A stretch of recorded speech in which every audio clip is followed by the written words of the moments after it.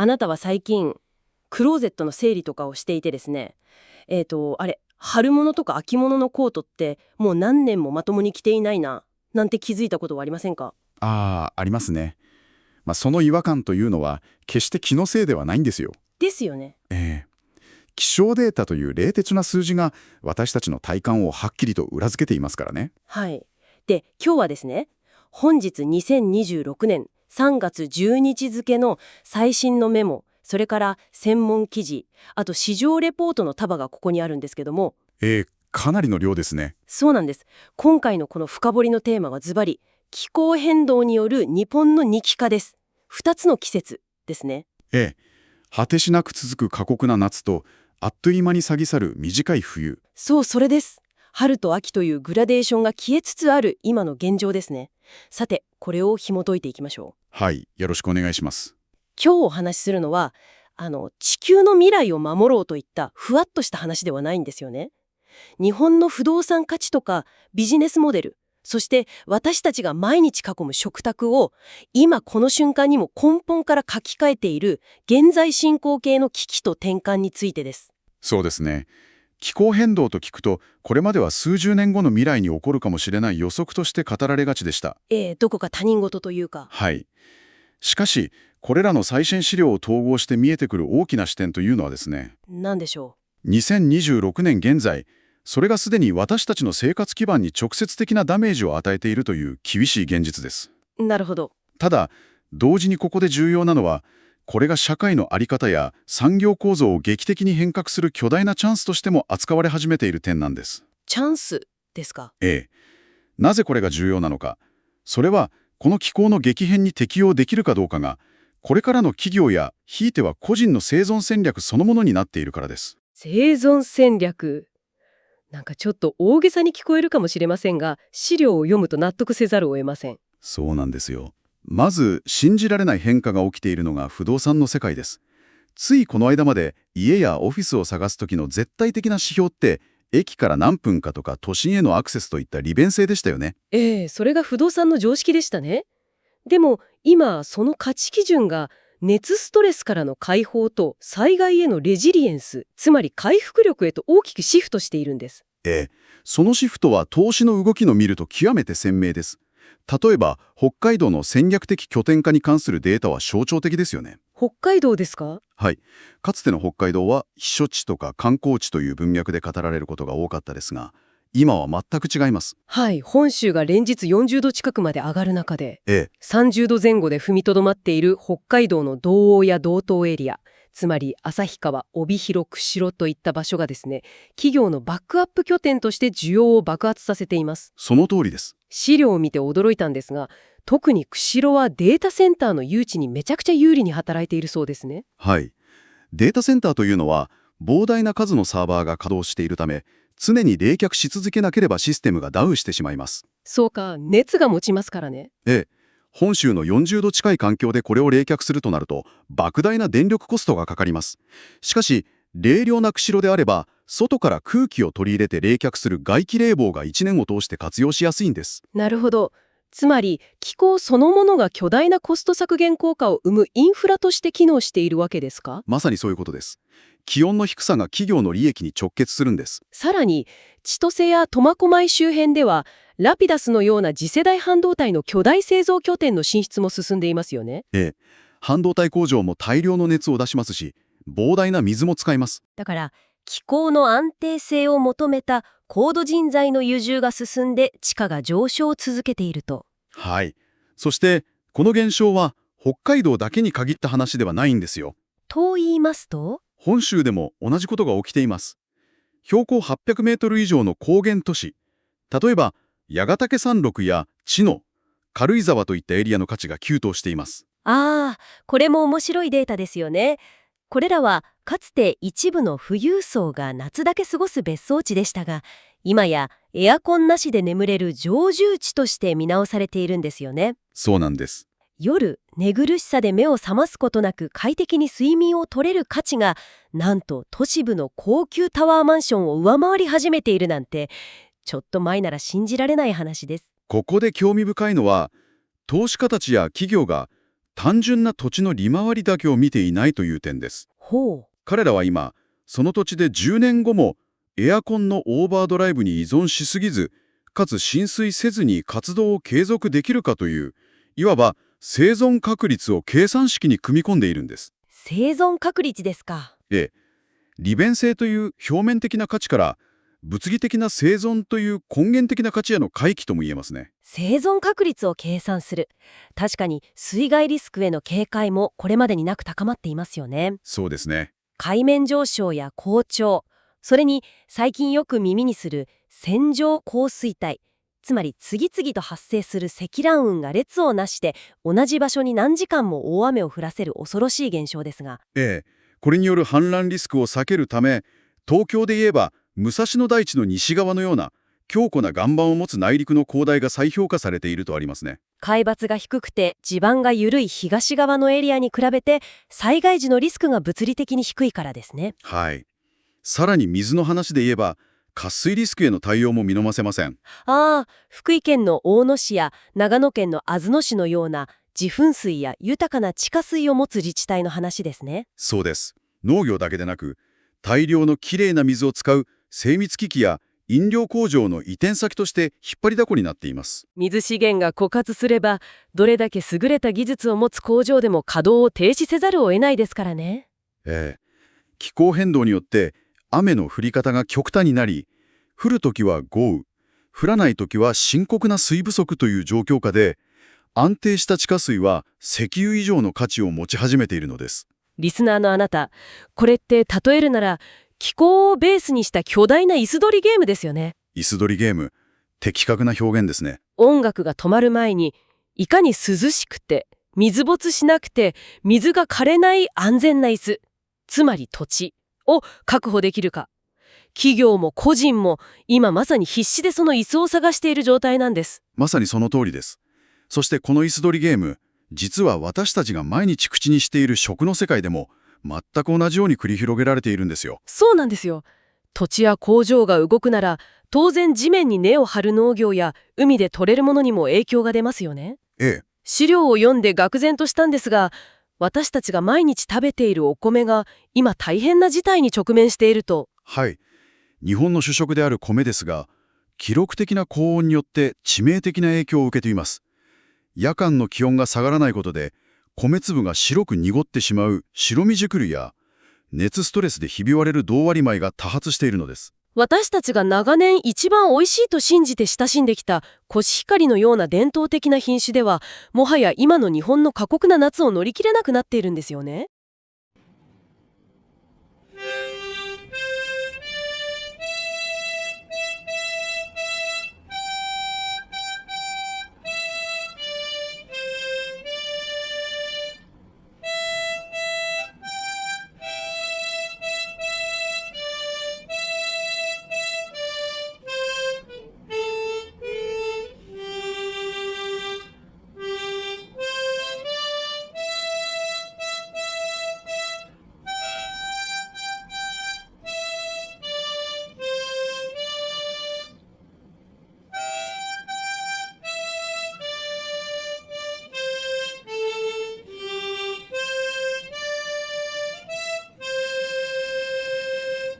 その通りです。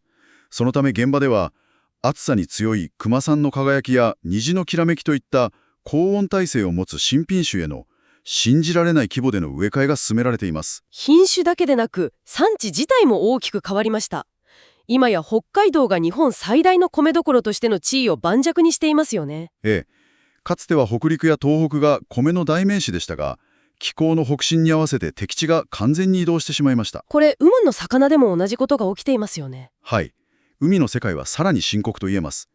日本近海の海面水温はなんと世界平均の2倍以上の猛烈なペースで上昇しているんです。2倍ですか。これにより明確な魚種交代が起きています。日本の朝食に欠かせない鮭が激減して、代わりに北海道で暖かい海の魚であるブリが大量に吸い上げされるという逆転現象ですね。はい。さらにショックだったのが、アワビやサザエといった高級食材の枯渇危機です。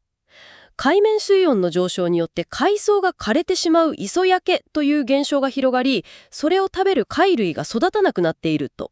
だからこそ今、最新のテクノロジーへの莫大な投資が加速しているのです。ホタテやカキの大量死を防ぐため、閉鎖循環式陸上養殖というシステムが注目されています。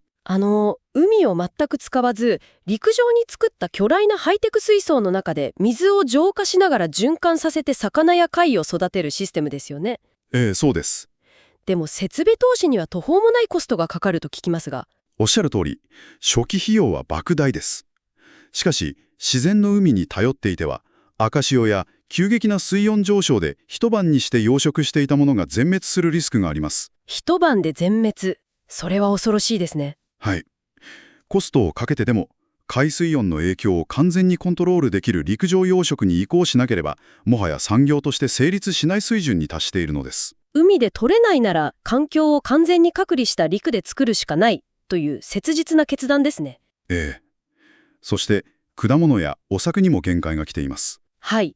温州みかんの産地がどんどん北上して、かつてのみかん産地ではアボカドなどの亜熱帯果樹への転換が始まっていますよね。そうですね。また、青森県のリンゴ産地を襲っているザラメ雪の被害、これも衝撃的でした。ドカ雪の後に急激な気温上昇が起きることで、軽い雪が水分をたっぷり含んだ超重量級の氷の塊、つまりザラメ雪に変わる現象ですね。はい。その重みに耐えきれず、太いリンゴの木の枝がボリボキと折れて倒木してしまうんですからね。さらに、日本の伝統である日本酒の酒蔵も窮地に立たされています。冬の気温が高すぎて、自然の寒さを利用して発酵させる伝統的な缶作りができなくなっているんです。空調設備を導入する資金がない小規模な酒蔵は、そのまま廃業のリスクに直面していますね。これを大きな視点で捉え直すと、非常に重要な転換点が見えてきます。と言いますと？これまで農家や漁師の方々が何世代にもわたって培ってきた伝統と経験、そして旬の食材を愛でるという日本古来の美しい文化が急激な気候変動の前では通用しなくなり、希少性の高い贅沢品になりつつあるということです。なるほど。経験の蓄積だけでは明日の天候すら読めない時代になったということですね。この状況下で第一次産業は自然の恵みを守る時代からデータとテクノロジーを駆使した産業へと完全に舵を切っています。具体的にはどんな技術でしょうか？例えば、レーザー光を使って地形や森林の状態をミリ単位で 3D データ化するライダー技術を使ってヤンリンを管理したり、特定の条件では完全に無人で動くレベル3のロボット農機を導入したりといった動きです。そうした技術はもはや先進的な実験ではなく、生き残るための必須の適応策となっているわけですね。その通りです。リスナーのあなたも、スーパーに並ぶ魚の種類が変わったり、昔と同じ価格で同じ野菜を買うのが難しくなったことをすでに日々の生活で感じているはずです。実感されている方は多いでしょうね。でもこの深掘りはただ不安を煽るためのものではありません。むしろここからがビジネスの面白さです。はい。この危機を新しい需要に変え、巨大なチャンスにしているたくましい動きにフォーカスしてみましょう。気候変動による被害をただ嘆くのではなく、それをどう乗り越えるか。人間の知恵とビジネスの結集ですね。はい。まず目を見張るのが熱シールドビジネスです。既存の住宅に断熱材を入れるだけでなく、太陽の熱を物理的に弾き返す遮熱へとリフォームする需要が爆発しています。道路や建物の屋根に高反射塗装を施して、街全体の温度を下げるといった取り組みも増えていますね。さらに、衣服の分野では、着るエアコンが高度化しています。着るエアコンというのは、ペルチェ速を活用したウェアラブルデバイスのことですね。そうです。ワインセラーなんかを冷やすのに使われる小型の熱伝冷却技術をジャケットや作業服の中に組み込んで、首元や背中を直接冷やす仕組みです。なるほど。さらに都市デザインの分野では、ビル群の間に風の通り道を設計するシミュレーションソフトが導入されたり、街角やイベント会場でミスト噴霧を定額制で提供するサブスクリプションまで登場しています。農業の分野でも精密適応と呼ばれる新しいアグリビジネスが立ち上がっています。私が特に注目しているのはモジュール型の植物工場です。都市の空きスペースを活用した移動式モジュール型植物工場ですね。これ個人的にすごくワクワクしました。面白いですよね。先ほど出たようなザラメ雪やゲリラ豪雨といった局地的なリスクを避けて、安全な都市部の空き地や倉庫の中にコンテナ型の農場を置き、その場で収穫しその場で販売するという分散型の農業システムですよね。気候変動リスクの高い広大な農地に縛られないという完全な逆転の発想です。さらに、ソフトウェアの世界でも気候適応は進んでいます。というと、AI ですか？はい。AI が翌日の気温や天候を予測して商品の価格を自動で最適化する気象連動型ダイナミックプライシング、いわゆる DP の SaaS も急速に普及していますね。クラウド経由で提供される価格調整システムですね。ええ。これ、要するに AI が明日は35度の猛暑日になると予測したら、自動的に自動販売機の冷たいお茶の値段を10円上げたり、冷却グッズの価格を調整したりする仕組みですよね。そうです。エアコンの稼働による電力需要を見越して電気代を変動させたりもします。タクシーの配車料金まで、急な傀儡の予報に合わせて AI が瞬時に釣り上げる時代ですからね。はい。人の働き方や住まい方もビジネスの対象です。夏は北海道、冬は本州といった季節移動を前提とした定額制のサブスク住宅ネットワークが拡大しています。気候移民とかデュアルライフ支援ですね。また、先ほどの青森のリンゴ農家が北海道へ移住する際に、ブランド価値を落とさずに産地を移動させる越境産地ブランドのコンサルティング需要も生まれています。一方で、私たちの生活リスクへの対応、特に健康面での防衛も急務です。はい、そこは非常に重要です。5月や10月といった本来なら過ごしやすいはずの季節に熱中症が多発しています。そのため、建設現場や学校行事では、気温だけでなく湿度や日差しなども考慮したより厳格な暑さ指数である WBGT の運用が徹底されるようになりました。さらに、デング熱を媒介するヒトスジシマカが東北北部にまで生息域を広げているという新たな衛生リスクとも戦わなければなりません。まさに防衛戦ですね。これらを総合して考えると、私たち日本人の根本的なマインドセットが変化していることに気づかされます。マインドセットの変化ですか？古来から大切にしてきた自然との共生やあるがままを受け入れるという精神性から、テクノロジーとデータを駆使した防衛と適応のフェーズへと、社会全体が完全にパラダイムシフトを起こしているのです。なるほど。自然の猛威をデータで予測し、技術でシールドを張って生活を守り抜く。これが2026年現在の新しい日本のリアルな姿と言えるでしょう。つまりこれは何を意味するのでしょうか。リスナーのあなたにここで改めて問いかけたいと思います。はい。私たちはこれまでカレンダーの四季に合わせて生きてきました。春になれば桜を心待ちにしてスプリングコートを出し、秋には紅葉を楽しみ、冬の寒さに備えて厚手のウールを着込む。そうですね。しかし、その四季の境界が曖昧になり、二極化が進む中、入り替えや季節行事の概念が根本から変わりつつあります。私たちは今、固定されたカレンダーに合わせて生きる時代から、AI が吐き出すリアルタイムのデータに合わせて生きる時代への大きな過渡期のど真ん中にいるんです。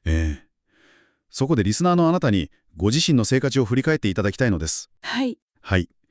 あなた自身の毎日の選択や、ビジネスにおける当たり前と思っている常識は、まだ古いカレンダー、つまり失われつつある美しい四季の前提に縛られてはいませんか？確かに無意識に縛られているかもしれません。過去の経験則ではなく、今目の前にあるデータに基づいた能動的な行動の選択が、これからのサバイバルには不可欠です。そこで最後に、今回の資料のさらに先にある少し刺激的な思考実験を一つあなたに投げかけて締めくくりたいと思います。お願いします。もし和歌や俳句の季語、各地の美しい祭り、そして繊細な旬を味わう和食の文化に至るまで、日本のアイデンティティのすべてが美しい四季の移ろいという前提の上に成り立っていたのだとしたら、このまま二極化が完了した未来の日本人は一体何をベースにして自分たちの新しい日本文化を作り出すのでしょうか。果たしてデータによる予測やテクノロジーによる環境制御の中から人の心を打つような新しい伝統は生まれるのでしょうか。それは非常に奥深く、そして鋭い哲学的な問いですね。環境が変われば文化も確実に変容します。気候ではなく、データやテクノロジーが新しい記号を生む日もそう遠くないのかもしれません。未来の日本人がどんな文化を紡いでいくのか、少し寂しくもあり、同時に人類の適応力にワクワクもします。さて、今日も知的好奇心を満たすこの徹底的な深掘り分析に最後までお付き合いいただき、本当にありがとうございました。ありがとうございました。常に学び続けるあなたと一緒に、こうして思考を巡らせる時間は、私たちにとっても最高のひとときです。次回もまた、あなたの脳を心地よく刺激する新しい探求の旅をご用意してお待ちしています。